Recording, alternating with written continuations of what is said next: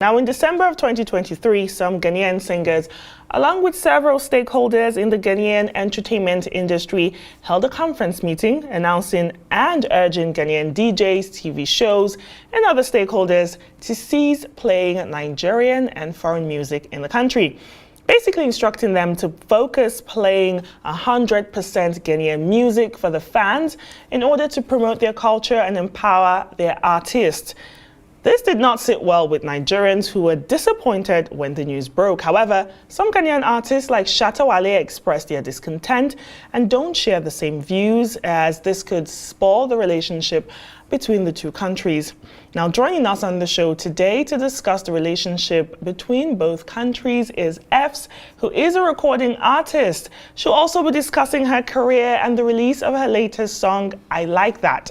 Welcome to Arise 360 Effs, and thanks for being here with us. Thank you very much. Thanks for having me. You're welcome. Now, can you share your thoughts on the recent conference meeting where Ghanaian artists were advocating for an exclusive promotion of local music? And how do you believe this might impact the relationship between Ghana and Nigeria in the entertainment sphere? Thank you very much. So, I mean, I've been quite clear. This question has come up a couple of times in my engagements. Now, I think the first thing I want to say is I always want to ensure people's opinions, experiences, and feelings are never invalidated. So there were a couple of people who came together to decide this was a good idea and to promote this idea of Play Ghana. And I absolutely appreciate their experiences, their unique experiences in, sort of pushing Ghana music through from the very origins. You've got people like Reggie Rockstone, who's he's an icon in Ghana, from the very early days. He's very much seen, I think some people call him the grandfather of, Ghana, hip life, etc. So I think we need to, when we start to have such discussions, firstly, be quite clear that he has very valid concerns. I also think with every sort of conversation, we need to understand, where these feelings might be coming from. What exactly is driving this initiative? Because it didn't just come out from air, and certainly it's not just, it's not just happening in a silo. For me as an artist, I think, the need for nationalism for a country that is smaller than Nigeria, the need for national pride, the need for belief in oneself, the need for identifying as Ghanaian and truly believing in what that means is absolutely necessary. And each country should have that sense of national pride. However, believe that the conversation shouldn't start with the arts. And I think once I've said before, and I will say again, once we start to colonize artistic expression and freedom of artistic enlightenment, i.e. people being able to embrace art wherever, it aligns with them, I think we enter a very dangerous arena. We start going down a very dangerous path, because where does it stop? If we're saying you need to stop one specific kind of music, why only Nigerian music? Why do we stop Tanzanian music as well? And does that have an impact on Ghanaian artists? I also think it just sets the wrong precedent.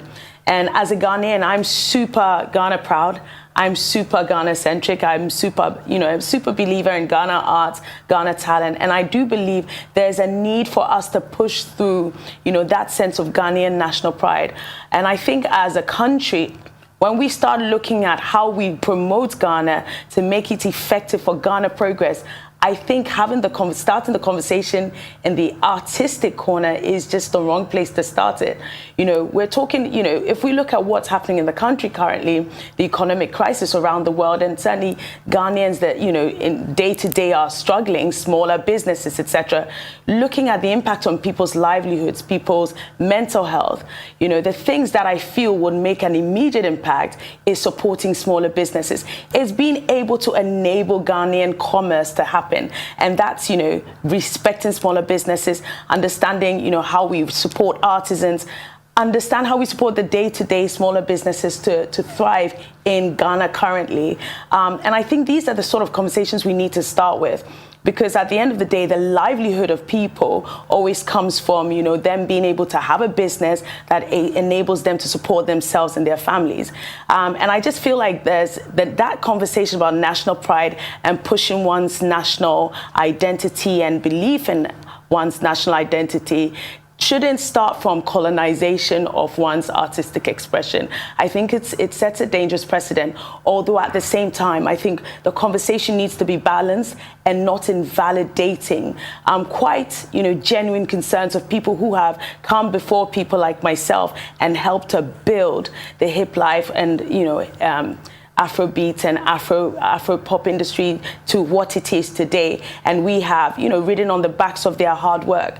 So as much as I do respect their concerns and where it may be coming from, I think also people need to understand, like I say, Ghana is a smaller country, and it's easy to always be seen as in the shadow of the larger African nations. But I do think, Ghanaian sense of national pride and pushing Ghanaian as an identity and the belief in Ghana and pushing Ghanaian commerce ahead, I don't believe it starts with, the colonization or the restriction of Ghanaian, Ghanaian people or Ghanaian community to be able to listen to a type of music. I think it sets a dangerous precedent.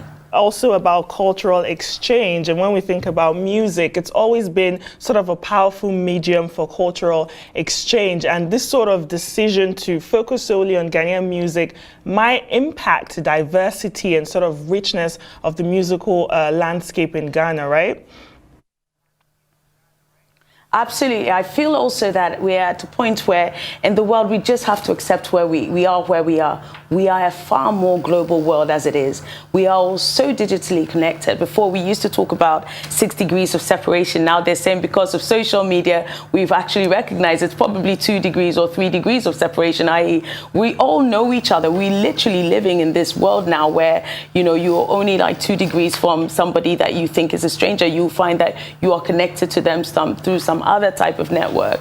So we are living in a globalized environment now where we are sharing ideas. Things go viral not because one country plays it, because the entire world embraces it. Videos go viral, songs go viral. Black Sharif, that song, the starter song, song that where I started to get to know Black Sharif from, that very famous, I'm Kweku the Traveler. That was through Instagram. So globally, I think we need to understand that, we need to embrace each other and that partnership. I don't think this is the time for Africans to be more separatist.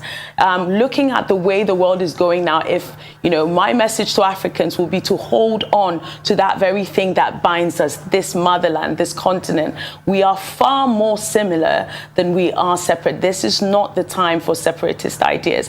But again, I still do think the conversation does need to be had. So it's not to say this is not a conversation we should be having at all. We do need to have conversations because if a smaller country does not feel it's being given the right exposure, if artists are not feeling they're being given the right exposure, their concerns are valid. But the conversation needs to be far more balanced, and we also need to appreciate what would actually genuinely change the lives of Ghanaians, their livelihoods, putting money into people's pockets so they can simply pay their bills and take care of their kids. What is the thing that would actually change that? And it's not restricting people's ability to listen to different types of music. I'll tell you, that's a beautiful message you have there. Let's shift gears a bit now and talk about your latest song, I Like That. And I like that. I like the song. It's garnered a lot of streams on platforms like Boomplay, also Spotify, in just, I think, 3 weeks. So congratulations on that. Now, can you share with us the inspiration behind that track and what you hope your fans can take away from it? So that track is born as a combination of my lyrical, my songwriting talent and the genius that is Richie Mensah. So I want to pay homage. I want to shout out to Richie Mensah of Links Entertainment, a dear friend who gave me the incredible privilege of being able to have one-to-one sessions with him where we could grow music organically. And we managed to create this stunning track that I think has resonated with so many people, especially at this festive time. And I certainly hope you will be streaming I Like That continuously throughout 2024. So that's the inspiration for him. And, looking at myself, where I'm identifying myself as an Afro-fusion artist, and talking about this idea of separatism, you know, my track, I Like That, is got a foundation Amapiano style, right? The foundation, the base of the track is Amapiano. This is not a Ghana thing. So it would be, you know, completely counter effective for me to be saying, you know, like the only way to promote my country is to only play my country's music. I think we need to look at far more innovative and I would say people gathering or team gathering ways of bringing together people to actually foster genuine change. My track is inspired by Amapiano, which comes from South Africa. How would I feel if South Africans said, oh, I don't think other people should be doing Amapiano. It's, you know, cultural appropriation, and Ghanaians should just not touch Amapiano. It's ours, and it's, you know, they don't know how to do it properly. So again, we are living in a global world, guys. You just need to, you know, get used to that fact and learn to embrace it and find out ways which we can make globalization work in our favor. So it's an Amapiano style track, but I blended R&B vocals with it, which is what I think people really relate to, because those who genuinely love the hardcore R&B fans really, you know, the track really resonates with them. And it's just had incredible sort of reviews. We've had incredible reception across the world. And again, my fans are all around the world, predominantly Nigeria. I've seen, like, you know, our streams, our analytics are showing us, but I have even fans who have been shazamming me in Poland. So I love every single one of my fans, and I don't take any of them for granted. Keep talking about being an interconnected world. I mean, you're here in Nigeria promoting your music, promoting your brand, and this current globalized music industry. You're from the UK, originally from Ghana. There's a way, how do you balance sort of local identity with international appeal? How do you approach this as an artist? And do you believe there's sort of a middle ground that allows for both local and foreign influences in your music? Absolutely. You know, I have had the privilege of being, you know, exposed to different, you know, parts of the world, growing up in Ghana, growing up in England as well. I've even spent some time in France. I'm certainly a child of the world, but first and always foremost, a child of Ghana, Mia Ghanani, as we say in my language in Tree, Mia Ghanani, I am a Ghanaian. So my local identity, my name Effs, is just a shortened moniker of Effia. So Effia means born on a Friday. So when you talk about how do you sort of balance my local identity, my first identity will always be Ghanaian, and that will never leave me, right? I will always feel first and foremost like a Ghanaian, but I also pretty much appreciate that I'm not your typical Ghanaian, because I did not necessarily have the typical trajectory. My journey hasn't been typical, because I have been raised also in England, and that certainly has also blended or seeped through into my music, because I've had influence from pop stars, pop music, international music all around the world. I grew up, you know, with a family and a father that was super enlightened and super adventurous when it came to music. I, you know, listened to people like Celine Dion. I also listened to Pavarotti. I listened to Andrea Bocelli, Articolo 31, an Italian rap group growing up. So I've had a varied, you know, sort of experience growing up with music, and that has naturally influenced what I am today as an artist. I'm not the sort of typical middle of the road artist. I enjoy music from all types of, you know, areas, all types of backgrounds, but certainly because of my Ghana identity, I've always sort of dabbled with Afrobeat a lot more. I've worked with Afrobeat producers back in the day at university a lot more. So it's not surprising that today, you know, when I resurrected my music career, I went back into Afrofusion.